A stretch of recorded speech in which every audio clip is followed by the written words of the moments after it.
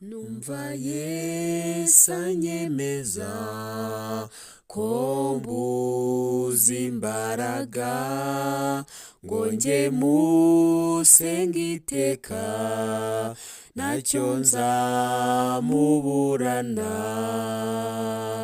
yanyishyuriye ya myenda yose yambabariye ibyaha atumanera de. Yesu ashimwe.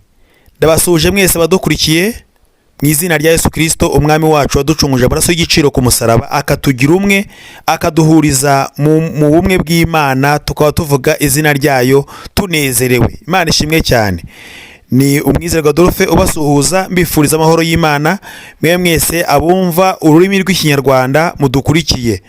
Turashimira Imana yabanye natwe iminsi itambutse ikaba yongeye kuduha uburyo bwo gukomeza tuganira ku mateka y'indirimbo ziri mu gitabo cy'indirimbo cyo gushimisha Imana ndetse n'indirimbo z'agakiza, tuvuga ku mateka y'abazanditse, tuvuga ku buhamya bwabo kugira ngo dukomere muri urugendo rugana mu gihugu cyo mu ijuru. Cyane cyane ko inzira banyuzemo ni inzira natwe dushaka kugira ngo tubigireho dukomere mu rugendo, kuko hari abatubanjirije nabo banyuze muri iyi nzira, hanyuma ubundi tuzasoze urugendo amahoro. Reka rero tubaye twiragiza Imana hanyuma tugaruke dukomeza n'ikiganiro. Uwiteka Mana Nyiringabo turagushimye, tugushimira urukundo rwawe n'imbabazi, tugushimiye ko waturinze n'uyu munsi wongeye kuduha umugisha, kuko mwami ari wo duhaye kubona uyu munsi. Dushyigikira mwami mu kuganira dutekereza ku by'ubugingo, ku byubaka ubugingo, maze buri wese Mana yubakike ubugingo bwe bwubakike kugira ngo tuzashe kugira iherezo ryiza. Tagirana natwe uze gusozanya natwe mu izina rya Yesu Kristo, amen. Haleluya. Imana ishimwe cyane. Ndabasuje mwese mbifuriza amahoro y'Imana. Uyu munsi turaganira ku mateka y'umuntu watwandikiye indirimbo ya 88 mu ndirimbo zo gushimisha Imana. Ni indirimbo ivuga ngo numva YESU anyemeza ko mbuze imbaraga. Reka rero tubanze turirimbe, hanyuma nitumara kuririmba turagaruka n'ubundi dukomeza tuganira ku mateka y'uwayanditse n'impamvu yayanditse. Numva YESU anyemeza ko mbuze imbaraga ngo njye musenga iteka ntacyo nzamuburana yanyishyuriye ya myenda yose yambabariye ibyaha atumanera de. Ni ufite imbaraga zihagije rwose zo gukiza ababembe zigakiza umutima, yanyishyuriye ya myenda yose yambabariye ibyaha atumanera de. Singira ikizankora nibesherejweho n'ubuntu bwawe gusa, nezwa n'amaraso de. Yanyishyuriye ya myenda yose yambabariye ibyaha atumanera de. Nasaga n'uwapfuye mu mutima wanjye, maze YESU aranzura kandi ni unkomeza. Yanyishyuriye ya myenda yose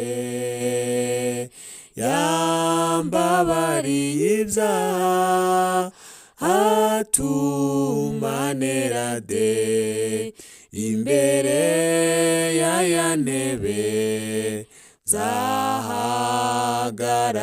zayo zabanjanye iminyago nyishyikirize Yesu yanyishyuriye ya myenda yose yambabariye ibyaha atumanera de. amena. Imana ishimwe cyane. Iyi ndirimbo igaragara mu cyiciro cy'indirimbo zo gucungurwa cyangwa se les chants de redemption cyangwa se redemption songs, ni indirimbo n'ubundi ya 88 igaragara ko iri no mu gitabo cy'itorero ry'abadivantiste b'umunsi wa karindwi. Ni indirimbo y'118 ho yitwa ngo numva umukiza mbwira, ariko ijwi ni rimwe n'ubundi, ari mu cyongereza ijwi ni rimwe, ari mu gifaransa, ari no mu kinyarwanda, ndetse n'aha ngaha ku itorero ry'abadivantiste usanga ijwi ryo ntabwo ryagiye rihinduka cyane, nubwo wenda usanga hari abandi bagenda bayihindura bashaka ko yihuta cyangwa se yitonda, ariko message n'ubundi iguma ari imwe. Mu cyongereza iyi ndirimbo yitwa ngo I hear the Savior say. Aha ngaha baba bagendeye kuri couple ya mbere, kuri gitero cya mbere, numva Yesu anyemeza.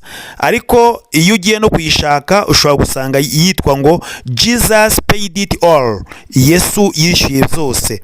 Mu gifaransa rero yitwa ngo Attends sans douce voix. Aho ngaho none kwa kuri twagendeye ku gitero cya mbere.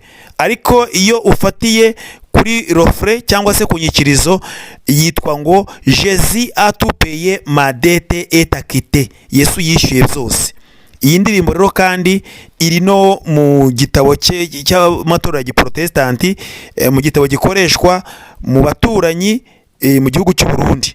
Birumvikana ko ni indirimbo imaze igihe, ariko kandi igenda isakara ikoreshwa mu bice bitandukanye. Abari kutwumva rero urumva ko indirimbo ikoreshwa henshi hatandukanye rwose. Hanyuma iyi ndirimbo yanditswe na Madame witwa Elvina Mabo Har, ayandika mu mwaka w'1865. urumva ni indirimbo imaze imyaka myinshi, imyaka 160 n'imyaka myinshi. Rero nawe nkuhamagariye kugira ngo wumve amateka yayo n'impamvu yayanditse, ese kuki imaze igihe kirekire ariko kugeza uyu munsi ikaba ikunzwe, ari indirimbo wumva ifite amavuta kandi ifite message nziza ikomeza abantu, irimo guhamya, indirimbo yo guhamya, yo gucungurwa, yahamya gucungurwa kwacu Kristo yadukoreye aducungurira n'ubundi ku musaraba. Reka rero turebe amateka yaranze uyu mwanditsi wayo, uyu muhanzi witwejeho Elvina Mabo Har. Yavutse ku itariki ya 4 z'ukwezi kwa gatandatu mu 1820. Avukira hitwa Alexandria, aha ni agace kaherereye muri leta ya Virginia. Hanyuma uyu Elvina yatabarutse ku itariki ya 18 z'ukwezi kwa karindwi mu 1889. Hitwa yaratuye hitwa Ocean Grove. Aho naho ni muri leta zunze ubumwe za Amerika, leta ya New Jersey. Nayo ni leta imwe mu zigize leta zunze ubumwe za Amerika, kuko leta zunze ubumwe za Amerika tuba tuvuga n'ubundi ni leta 50 zitandukanye kandi zifite ubwiyenge bucagase. Hanyuma iyi rero yitwa leta ya New Jersey, yatabarutse hitwa Ocean Grove. Yatabarutse afite imyaka 69.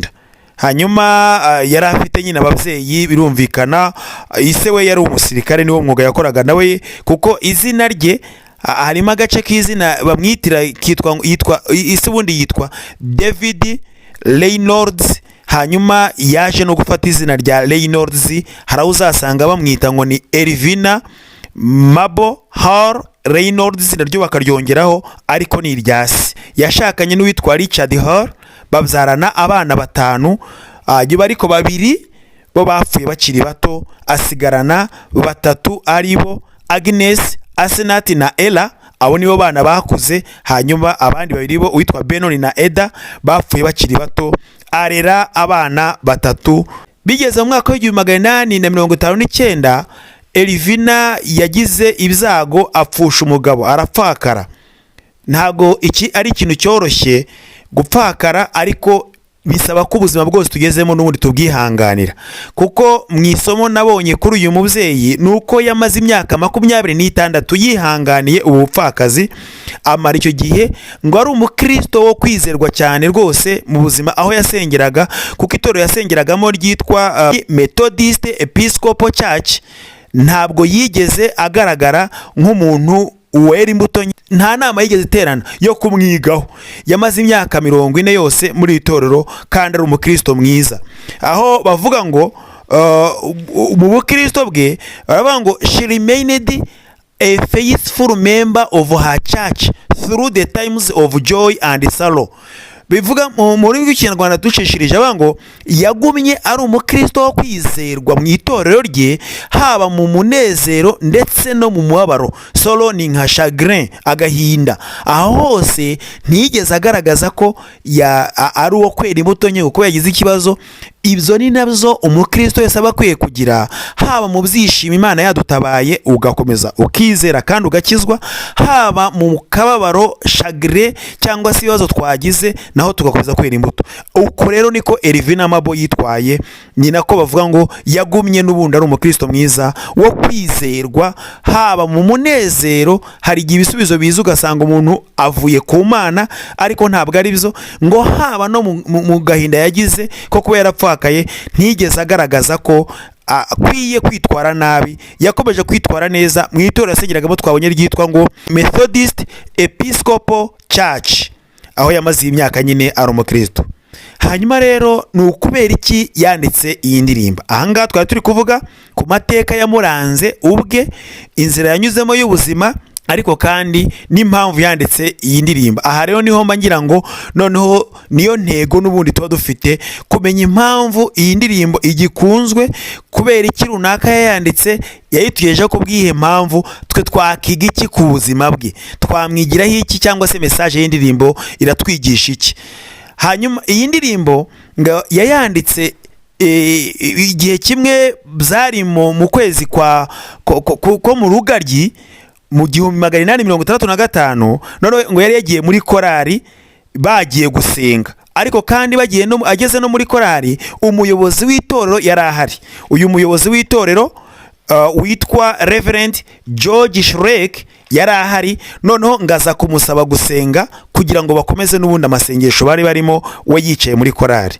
Noneho amubwiye gusenga, mu gihe ari gusenga ngaza kugira iyerekwa cyangwa se reka tubyite inspiration, muri we hazamo gutekereza birambuye ku rupfu rwa Yesu. Abitekerejeho mu isengesho ryamaze umwanya. Iri torero ryari riherereye mu mujyi wa Baltimore, niho yasengeraga mu mujyi wa Baltimore. Aha naho ni muri leta ya Maryland muri USA. Noneho ngo mu gihe ari gusenga aza kugira icyumviro, mbyite gutyo inspiration, ngo atekereza ku rupfu Kristo yapfuye rwo ku musaraba. Ngo muri make ngo she thought of the cross of Christ and its meaning to her. Noneho ngo atekereza ku rupfu rwa Kristo ku musaraba, noneho nicyo bivuze kuri we.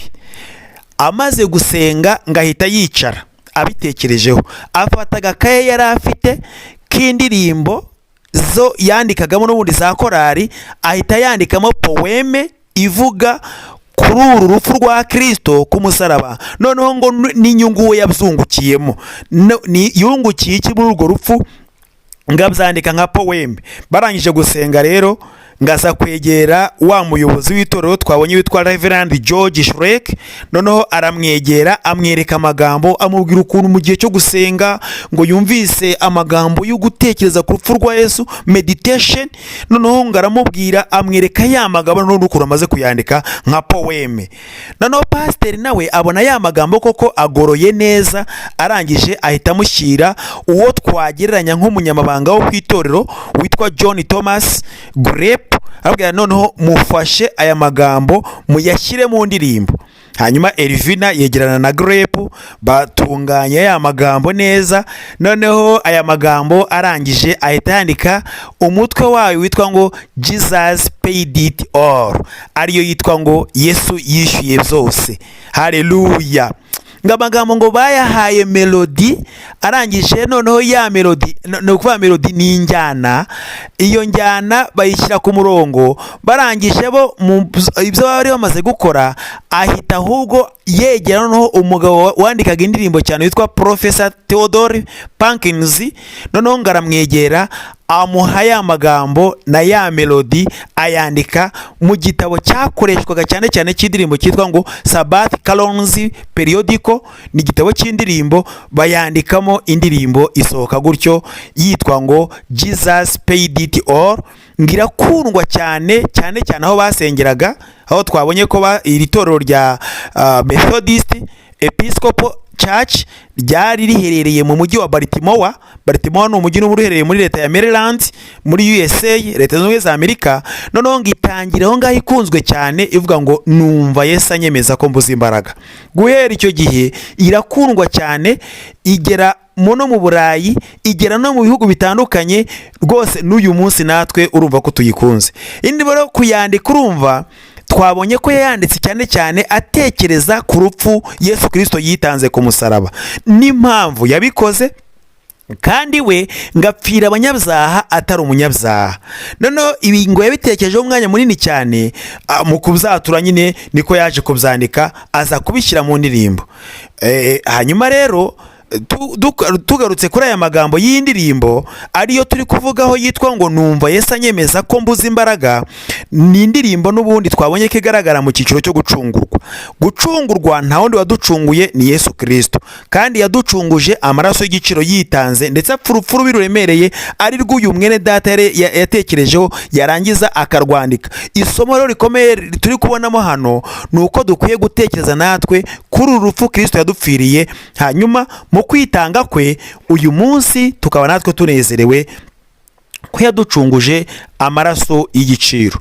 Rero igitero cya mbere kuri iyi ndirimbo iravuga ngo numva Yesu anyemeza ko mbuze imbaraga, ngo njye musenga iteka ntacyo nzamuburana. Kuri rofure ngo yanyishyuriye ya myenda yose, yambabariye ibyaha atuma nera de. Urumva igikorwa Yesu yakoze nicyo yatekereje arangije aracyandika, ariko akatwemeza ko tubuze imbaraga. N'ubundi mu buzima busanzwe twe ntabwo twakwishoboza, nibyo Pawulo yandikiye Abafilipi avuga ngo nshobozwa byose na Kristo umpa imbaraga.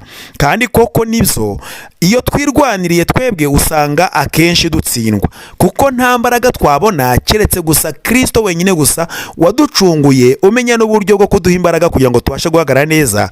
Hanyuma imyenda yatwishyuriye ni imyenda n'ubundi y'ibyaha, ntabwo twari kubasha kubona ikidukuraho ibyaha twari dufite, ariko atuma twera de, duhinduka abana b'Imana kubw'urukundo yadukunze. Hanyuma arakomeza ku gitero cya kabiri avuga ngo niwe ufite imbaraga zihagije rwose zo gukiza ababembe zigakiza umutima. Mu mbaraga umuntu yabona hari indwara iri mu mutima utabasha kwikiza. Iyo ndwara ni iy'icyaha, kandi icyaha ngo nibwo bugome, kandi Satani we n'ubundi ibyo akora ni ukutwanduza ibyaha, ariko Kristo aba ahari kugira ngo tubabarire n'ubundi adukize atweze de. Ibibembe bivugwa hano, hari ibibembe by'umubiri ariko hari n'ibibembe by'ibyaha, kuko iyo umuntu afite ubujura, afite ubwicanyi, afite ubusambanyi, afite ishyari muri we, ni ibibembe bifata umutima, ariko Kristo we aba yiteguye kugira ngo n'ubundi atweze de, duhinduka abana be. Iyi niyo myenda Kristo atwishyurira, kandi akayitwishyurira nta kiguzi aduciye. Ku gitero cya gatatu nawe ngo singira icyiza nkora. Mu ntege nke z'umuntu hari igihe yisuzuma agasanga arakora akenshi, ariko akagenda agwa mu mitego y'uko ibyiza byinshi yifuza gukora atabigeraho, ariko akavuga ngo nibesherejweho n'ubuntu bwawe gusa, nezwa n'amaraso de. Muri za ntege nke za muntu agenda ahura nabyo, ahura n'imitego, amaraso ya Kristo aberaho kugira ngo adutunganye, kuko we niwe wikoreye imitwaro yacu, niwe waducunguye, yirengagiza intege nke zacu arangije araducungura. Iyo usomye mu rwandiko Petero yanditse igice cya kabiri ku murongo waho wa 24 yaranditse ngo ubwe yikoreye ibyaha byacu mu mubiri we, abibambanwa ku giti kugira ngo dupfe ku byaha, duhere ko tube ku gukiranuka. Imibyimba ye niyo yabakijije. Aya ni amagambo agaragaza uburyo Kristo yitanze, kandi yitanga we nta cyaha yakoze. uyu munsi rero dukwiye kwizera ko ubwo buntu yakoreshe kugira ngo adukize n'uyu munsi hari kugira ngo adukize. Rero twezwa n'amaraso de kuko twamubwiye, kuko twamutakiye, twamweretse yuko tumukeneye. Ntago azihuruza ngazi, ahubwo dukwiye kumutakira kugira ngo aduhindure beza, duhinduke de. Ageze ku gitero cya gatanu avuga ngo nasaga n'uwapfuye mu mutima wanjye, maze Yesu aranzura kandi niwe unkomeza. Umwanditsi wa Zaburi 119 niwe yavuze ngo ijambo ryawe iryo ryanzuye. Iyo usomye kuri Zaburi 119 n'ubundi ku murongo waho wa 50 niho dusanga ayo magambo agaragaza ko twazuwe n'ijambo ry'Imana. Mu by'ukuri twari dupfuye ariko tuzurwa n'ijambo ry'Imana. Rero yavuga ngo maze Yesu aranzura hanyuma kandi niwe unkomeza. Urumva kuzuka kwacu ngo iki nicyo kimara umubabaro mu makuba yanjye no mu byago byanjye, nuko ijambo ryawe ryanzuye. Haleluya. Aho ni Zaburi 119 ku murongo wa 50. Ijambo ryawe, ahangaha ni Dawidi wabwiraga abwira Uwiteka ijambo ry'Imana n'ubundi ni Kristo. Kristo ni watuzuye aduhindura bazima, dukuye mu rupfu Satani yaracukuye, ari imyobo yaducukuriye kugira ngo tuzagwemo. Rero twiringire yuko gucungurwa kwacu Kristo n'uyu munsi ntago yigeze areka gukiza abakeneye gukira. Ntago ari byiza kugira ngo umuntu agende yihebe yumve ko adashobora gukizwa birakomeje, gusenga birakomeje, kubaho birakomeje, ubuzima bwa Kristo burakomeje rwose. Nawe rero wumva uremerewe, nta mpamvu yo kugira ngo wumve ko Kristo atagucungura, atakubabarira, byose arabibabarira. Twezwa n'amaraso de. Ageze ku gitero cya nyuma yavuze ngo imbere ya ntebe nzahagararayo. Haleluya. Nzaba njyanye iminyago nyishyikirize Yesu. Ahangaha ni ubuhamya bwo kwiringira, gukurumva yuko nyuma yuko Kristo aducungura, intego n'ubundi yatuye ducungura ni ukugira ngo mu gihe runaka azatumurikira Imana Data, avuga ngo nguyu umugeni napfiriye, hanyuma n'Imana nayo ibone abantu batumye Kristo aza mu isi agapfa urupfu rubi rwo ku musaraba. Hanyuma rero ugira ibyiringiro by'uko ukwiye kubaho utunganye, wera, ukiranuka, wezwa n'amaraso de, kuko amaraso iyo yejeje umuntu ahinduka mushya, ahinduka muzima. Kwera kwe akabibyaza umusaruro mu buzima kiri mu isi, yirinda icyaha, yirinda kubabaza uwamucunguye. Muri make dukwiye kubaho mu buzima bwo kwirinda kubabaza Kristo waducunguye. Hanyuma nyuma yabwo akazatujyana akatumurikira imbere y'Imana, ngo tugahagarara imbere y'intebe y'Imana tujyanye iminyago, cyangwa se natwe ubwacu tukanezerwa nuko twageze mu ijuru. Iyi niyo ntego y'urugendo yatumye n'ubundi Kristo aza kuducungura. Rero birakwiye yuko tugira intego tuvuga ngo natwe tuzabane n'Imana yacu.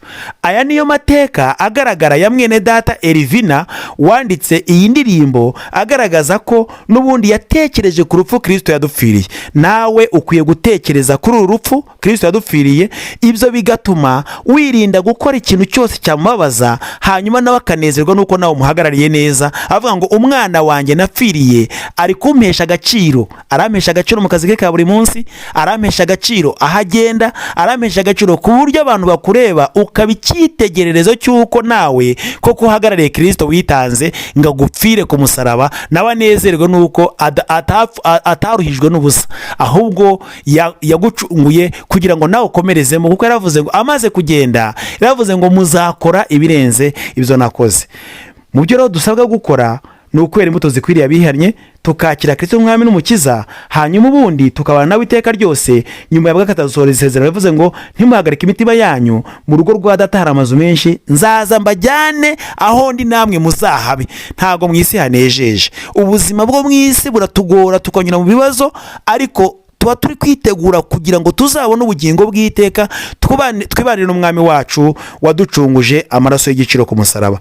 Rero iyi ndirimbo turi kuvugaho yitwa ngo numva Yesu anyemeza ko mbuze imbaraga, ni indirimbo n'ubundi ifite amavuta. Ufata umwanya uyiririmbe uyitekerezaho. Twe tuba twaririmbye, ariko nawe uririmbe, ndabizi ko nawe iragufasha, iranakubaka. Ndetse hari n'uwifuza kuvuga ngo wambwira rwose wayanditse amateka ro nayo ngayo ya Elvina wayanditse yanditse igihe yari mu murimo w'Imana, atekereza ku rupfu rwa Kristo, hanyuma abishyira mu gihangano. Icyo gihangano uyu munsi turakiririmba, tukanezerwa, tugafashwa, dutekereza ku rupfu Kristo yadupfiriye, ariko kandi twifuza no kugira ngo dukomeze twerede tuzabane n'umwami wacu duhagaze imbere y'intebe y'Imana. Imana ibaha umugisha kubwo guha agaciro ubu buhamya no kubutekerezaho no gushyira mu bikorwa no gukomeza gukiranuka kugira ngo tuzabane n'umwami wacu. Imana ibaha umugisha mu izina rya Yesu Kristo. Amen.